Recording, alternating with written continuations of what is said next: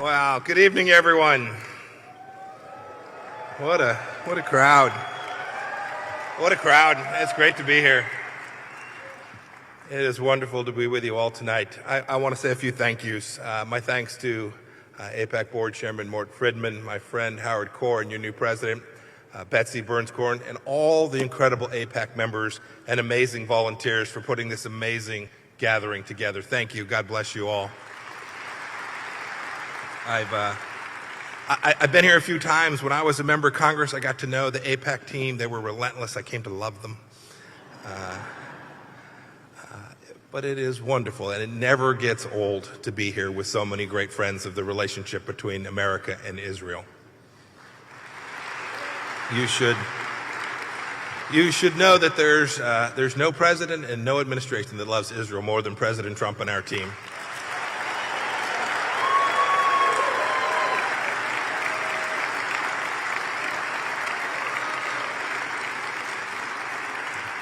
So I was gonna walk through the things we've done in 3 years, but I'm just gonna do since I was here last time because we all gotta get someplace tonight. So let's take a look at what I've done just since the last time I stood right here. We declared the common sense truth that the Israeli West Bank settlements aren't per se inconsistent with international law.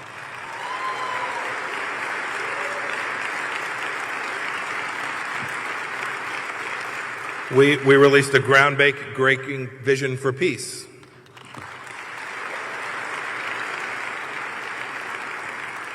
And President Trump took out one of the world's worst anti-Semites, the terrorist Qasem Soleimani.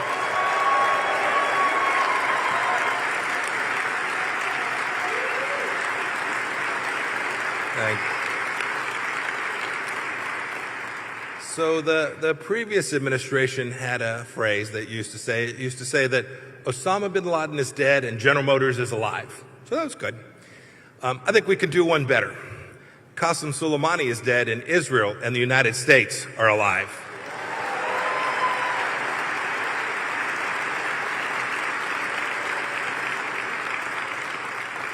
What's really important about that is that nations of the Middle East and the world are recognizing just how enduring Israel is.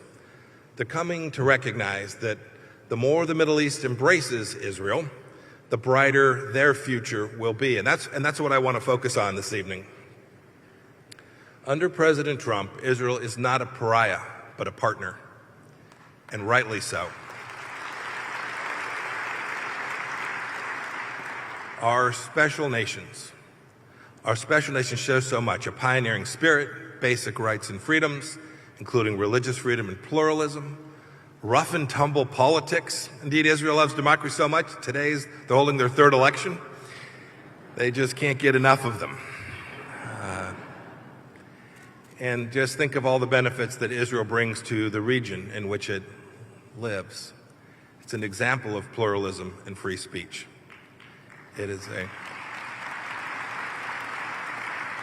Israel brings a robust, free market, innovative economy where entrepreneurship is rewarded. And it is a unique place in that region, a place where all can worship freely without fear or favor.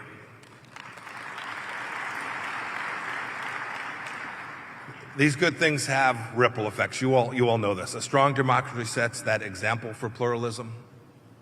A productive Israeli economy creates jobs. And an Israeli society respectful of all faiths shows there's nothing to fear from religious minorities. Now, not every nation or institution is as supportive of a strong, free, democratic, and prosperous Israel as we are. But look closely around the world, and you will see that the nations of the world are increasingly embracing Israel, the nation state of the Jewish people, as central to a bright future for the Middle East.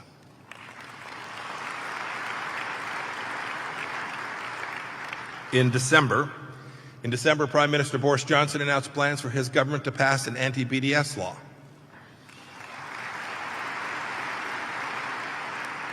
That same month, French parliamentarians voted to declare anti-Zionism as anti-Semitism, as I spoke about last year.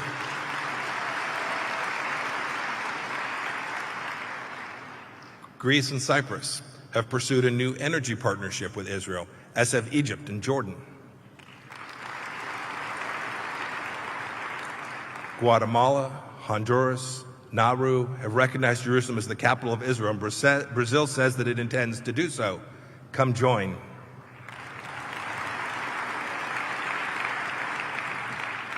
Look, too, at the budding trend in the Middle East. Israel's Gulf nations are warming to her. In 2018, Oman received Prime Minister Netanyahu for a visit. That very same year, the UAE played the Israeli national anthem, the Hope, at a judo tournament hosted in Abu Dhabi, not once, but twice.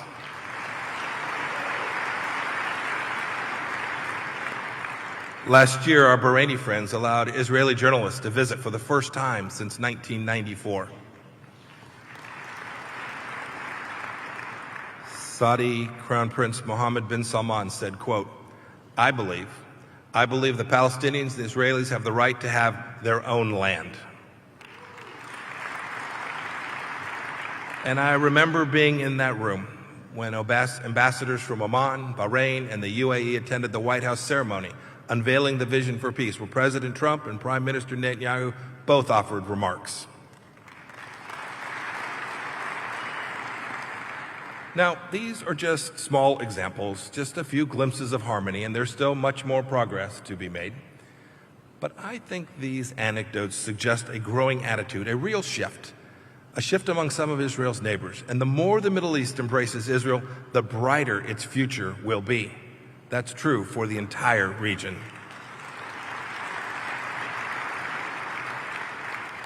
You know, as I said earlier, there are some around the world who still refuse to see Israel's shining example or respect Israel's rights as a nation. The #1 state sponsor of anti-Semitism in the world, the Islamic Republic of Iran, is undoubtedly the worst. The regime continues to stoke hatred of Jews to serve their own corrupt ends. Through classroom textbooks, state media propaganda, and the poisoned declarations of their unelected leaders. You know, how sad, given that Iranians gave sanctuary to Jews during the Holocaust and helped Jewish families escape persecution in Iraq. It doesn't have to be this way. Let me be clear. The world knows that the noble Iranian people do not hate Israel or Jews or any other religious group. It's the bigoted, intolerant regime that does.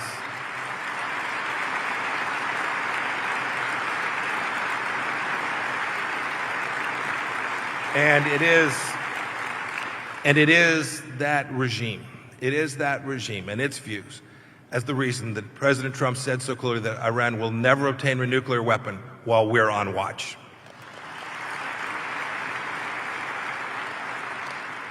So who else refuses to respect Israel? Sadly, there are members of Congress who do too. In November, I received a letter from 106 members of Congress. They criticized moving the embassy to Jerusalem, closing the Palestinian office in D.C., halting foreign assistance to the West Bank and Gaza, and the rethinking that we did at the State Department about the settlements issue. Their claim in this letter was that this discredited the United States as an honest broker between Israel and the Palestinian Authority.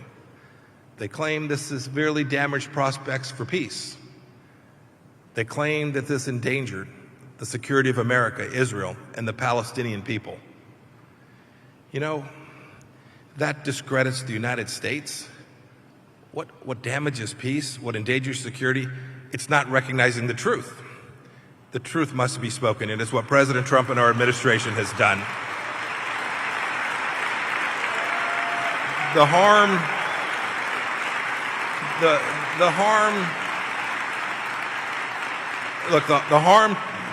to Israel, the harm to the region, the harm to the relationship with the United States and Israel comes from denying that Jerusalem is the capital of Israel. By denying the closing of the Palestinian in Washington was 100% necessary following President Abbas's 2017 remarks at the UN.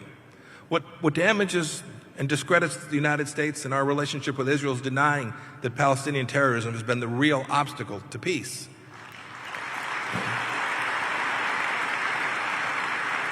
And it discredits this relationship when you deny that the settlement issue is a political dispute and not a political puzzle, as And I'll have more to say about that in just a moment.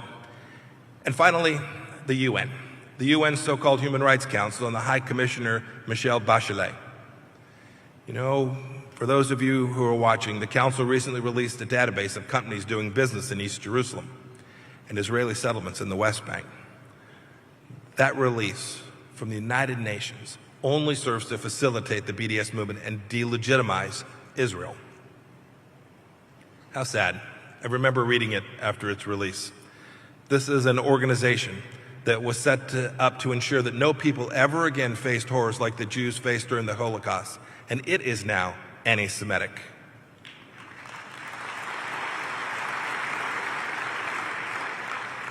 This administration was right when President Trump asked us to leave an international institution that grossly betrays its most fundamental mandate. My friends, President Trump and his team aren't standing for this nonsense. We know that the more the Middle East embraces Israel, the brighter their future will be. It's why we've taken action against those who would harm or weaken Israel.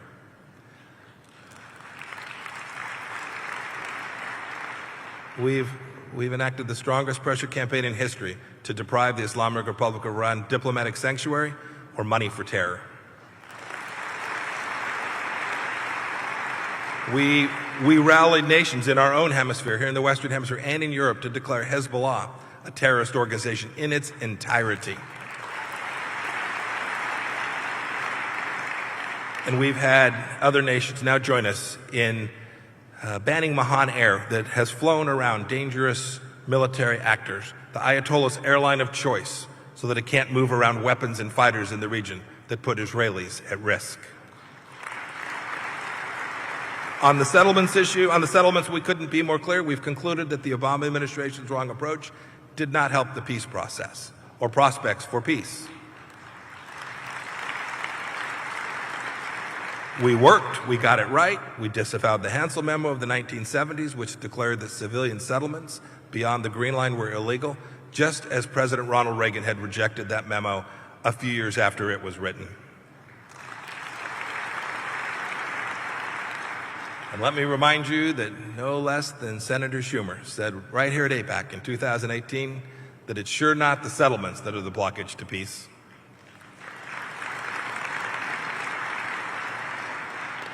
And further on the settlements issue, I know some American companies are wondering, some of you here today are wondering how to move forward in the wake of the UN Human Rights Council's release of the database that I just spoke about. It may not seem like much to some of you, but this is a real threat. And I'm proud to tell you that this afternoon, the State Department released official guidance on this subject. Here's what we said. We said that we share your frustration. We will continue to work with, trade, and invest in Israel. Neither the Human Rights Council nor the Office of the High Commissioner for Human Rights has the power to tell you what you can and can't do business in the West Bank. Don't be intimidated. If you're being subjected to imitation or harassment because of this database, let America know, and the United States will respond to take actions against members of our business community that are being threatened by this release that was so sorely mistaken.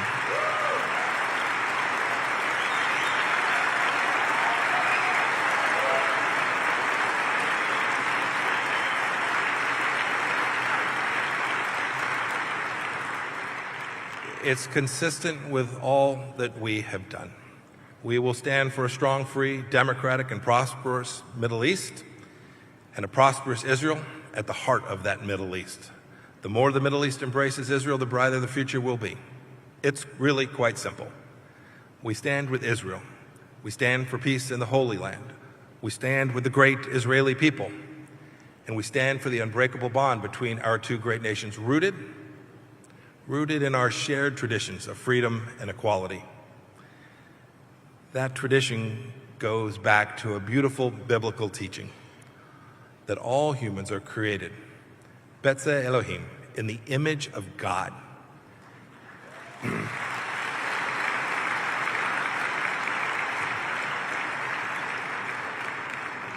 That matters, for it drives all that we do together.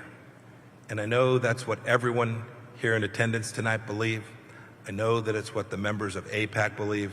It's what we all believe in. May God bless this great institution of AIPAC. May God bless Israel. And God bless these great United States of America. Thank you all.